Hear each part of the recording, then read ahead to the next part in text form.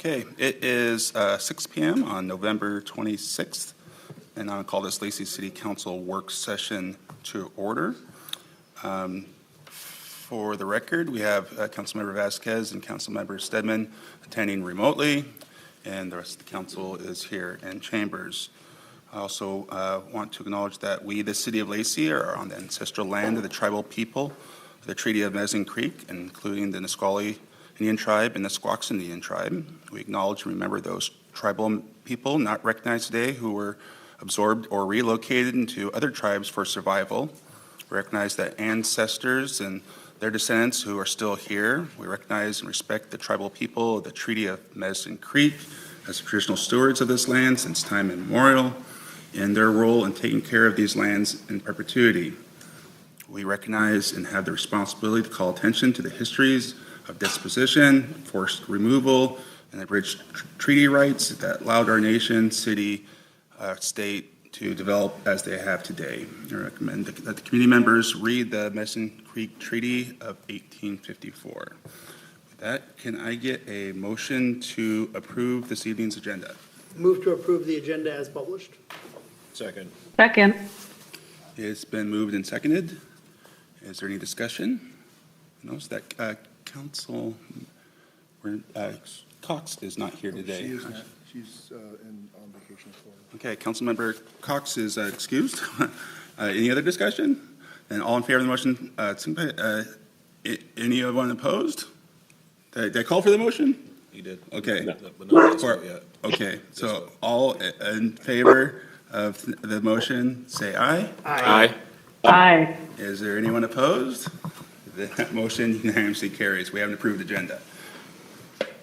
Next up is public comment. Is there anyone wishing to address the council? Seeing none, then we'll go on to our first agenda item, which is our state legislative agenda and manual review. Shannon. Good evening, Mayor and Deputy Mayor and council members. We are joined here. Oh, thank you. I'm always the one to tell everybody to turn their mics on, and I for once didn't actually have it on. So let me start over again. Good evening, Mayor and Deputy Mayor and council members. We are here tonight to talk about our state legislative agenda and manual. And I'm joined here by Brian Enslow.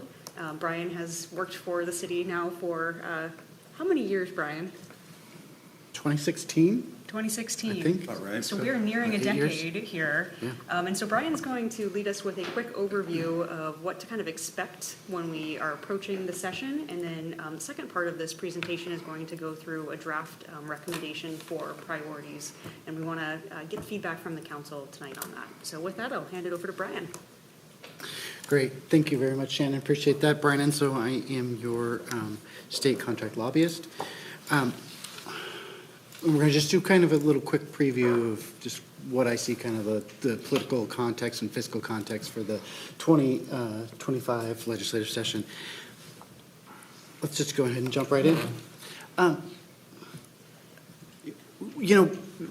We didn't change that much in Washington. I will point out, I will highlight some of the differences, but for the most part, it's still Democratic-controlled Senate, Democratic-controlled House, and still Democratic-controlled executive office. So we did see the House gain 1 seat, and we saw the Senate gain 1 seat as well. And I think what's useful to note in the Senate, that 30-19 now represents what you call supermajority, so they could do a completely partisan tax vote, bond and things like that. So that is something to consider, and it does have some implications. The House picked up 1 seat in the 16th, which is a kind of a Gig Harbor area, just for reference, and the Senate seat was down in the 18th district, which is like the kind of like unincorporated Vancouver and Clark County. Senator Bateman was given a chair. And she will be chair of the Senate Housing Committee.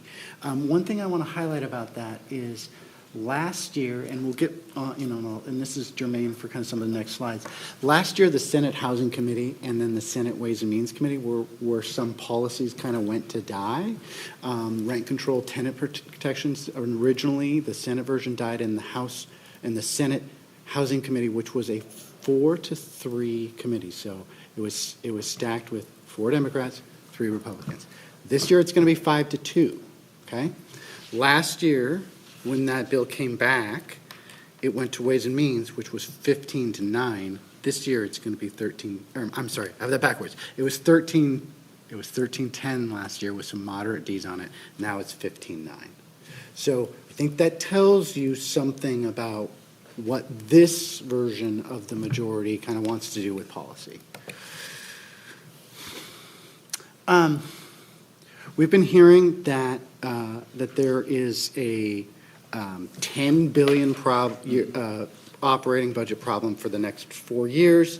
The legislature is required to kind of have like a 4-year spending plan that balances, so that's why I'm using that term. They have a budget period that is technically 5 years. It's about $70 billion is what their biennial budget is, their 2-year budget. So they're out, $5 billion or so on that $70 billion base. So that's just kind of a reference. And so we'll hear lots of conversation about whether you need to revisit the property tax cap, whether you need to look at a wealth tax, things like that. I would say that polling suggests that that like head tax, wealth tax, B&O tax, things like that are more popular than looking at property tax, which is just something to consider as a city. In the elections, some of those revenue options that were kind of on trial, if you will, were maintained. And that has some interesting implications as we go through this as well. So operating budget's going to be really tight. Transportation budget's going to be really tight as well. Capital budget, given that the Climate Commitment Act is still there, has some room. And additionally, if you end up at the end of the session with a major revenue increase, a major influx in operating dollars, that will actually create more room in your bond model because the state generally spends up to their kind of maximum debt authority. So if you spend more in the operating budget, you have more you can spend in the capital budget. So just something to think about as we look at opportunities and where the opportunities are for us and how we might accomplish what we want to accomplish. So you got a lot of people that got elected. You got a lot of promises, but you don't have a lot of revenue. So when I think about kind of like when I think about what's coming at us or what's, what are the things that like have legs this year, I think about what satisfies the base, but doesn't necessarily cost the state money. So I've kind of already hinted at some of these things, but extended producer responsibility, which is what's called the WRAP Act or the REWRAP, or so product stewardship around plastics and things of that nature and recycling. Those satisfy the base, but don't necessarily doesn't necessarily cost general fund state money. Rent control and tenant protections, again, have a big political hit. Doesn't cost the state any money, as opposed to like trying to expand Medicaid or something like that, or things of that nature. So those are when I kind of when I'm scoping out what I think we need to think about and what are some of the things that are going to be, more likely than not, perhaps this year than other years. That's kind of the lens that I'm looking at. As I mentioned, there's going to be a lot of tension between the budgets that are tight. There will be individuals that want operating revenue. There'll be individuals that want to shore up the transportation budget. They're not going to take two major tax votes. They're not going to fix both of those problems. So is there a solution that maybe is a middle ground where you free up some operating revenue that then can be transferred to transportation budget? So those are the things we might be seeing. I already mentioned kind of the dynamics around wealth tax versus property tax, and I think I already mentioned capital budget resources. The Climate Commitment Act, in a not rare moment of restraint, but last year the legislature did not appropriate a substantial amount of funding from Climate Commitment Act. Over the next 4-year period, there was $3.8 billion in revenue, and only half of that was appropriated in being conservative since it was on the ballot. So that is a fairly large chunk of money that is pretty fungible. It can be spent here, it can be spent there, it can be spent on a lot of things. So that's something to look at. These are upcoming dates. Do what they want. I like fungible monies. we can cross off the 7th. We locked in the 10th, I believe. So on December 10th at 5 PM, we're having is it appropriate to call a special meeting? Okay. I want to make sure I'm not using inappropriate lexicon. But we've invited your legislators here to kind of walk through our agenda and have that conversation. We've done it in various different formats, but that's December 10th. And then at 5, first day of session, it's late this year. It's AWC Action Days. And then, goodness gracious, a late April finish, hopefully. Do we have a time on that on December 10th? Because I don't have it in my calendar Let's yet. probably do it at a council meeting. So it'll be, 5 o'clock? yep, at 5 PM, and we'll be sending out the invites here shortly. Okay. Yes. And one of the reasons that we're holding it at 5 PM is also to recognize that some of our representatives need to be elsewhere too, that evening specifically. And so it's just kind of how it lined up schedule-wise to get most of them here on that date and time. And as you can tell from the slide, we just kind of locked in that date today, so we apologize that it's not Yeah, on your that's no calendar worries. yet, and if you're being surprised by that. So again, these are some of the key conversations. We're going to see a lot of, kind of continued conversation around missing middle, transit-oriented development, things of that nature. I suspect there'll be more questions about liability and the expansion of liability for us as a public entity. The public works issue, one of the things that has come up is like housing authorities buying turnkey housing projects and kind of conversations about that and whether or not housing authorities, if they're using public money, should be only purchasing facilities that are built with prevailing wage and things like that. So those are some of the conversations. And then last, I think that's really important is that we haven't talked about is road usage charge. Again, when I mention that kind of tension, I don't think we're going to see a new transportation bond bill or a new revenue package. But I do expect that we are going to make some progress on kind of the road usage charge conversation and how do you replace gas tax as traditional just gas as a consumptive-based tax is declining and will ultimately need to be replaced with something that just reflects the prevalence of EVs and other vehicles that don't rely on gas, that are taking up trips now and have an impact on our transportation system. Has the rate of decline on that tax been charted? Yeah.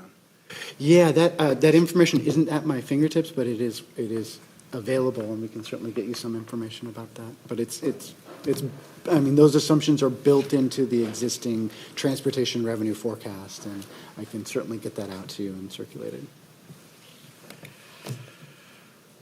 And that kind of concludes some of the things that I was hoping to talk about. If appropriate, I'm happy to answer any questions. But Do you think there's going to be any tweak of I know, given the election with the climate commitment, but there's also been some talks that needs to be tweaked a little bit. Do you think are they going to look at doing any of that this session, where they're saying, hey, it upheld, so we're just leaving it alone?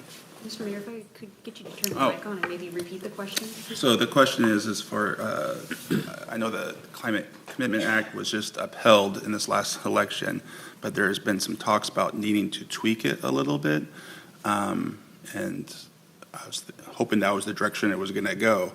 But do you think there will be any tweaks to it, or do you think it's just going to be left alone now that it's been upheld?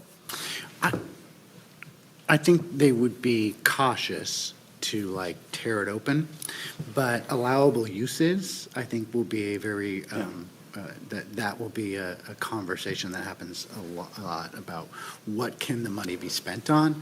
So I could see that definitely being entertained and possibly even changed, whether it be just for the 2-year cycle or for moving forward. But just kind of the mechanics and the infrastructure.